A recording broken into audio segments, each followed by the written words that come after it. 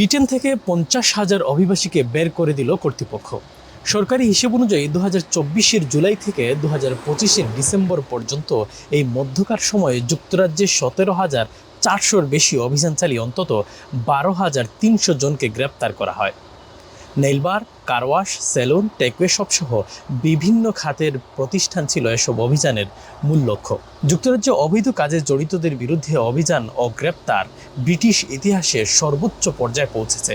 সারা দেশে হোম অফিসের অভিযান বেড়েছে 77%। হোম অফিস জানায়, ইমিগ্রেশন এনফোর্সমেন্টকে গত বছর অতিরিক্ত 50 লাখ পাউন্ড তহবিল দেওয়ার ফলে এই বড় পরিসরের অভিযান সম্ভব হয়েছে। সরকারি তথ্যমতে অবৈধ কাজের বিরুদ্ধে এই অভিযান অভিবাসন ব্যবস্থায় শৃঙ্খলা ফেরানো এবং ছোট নৌকায় করে যুক্তরাজ্যে প্রবেশের প্রলোভন বন্ধ করার কৌশলের অংশ এটি।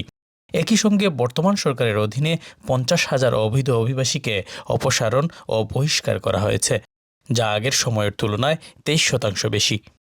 Shariful Islam Chowdhury, channel S.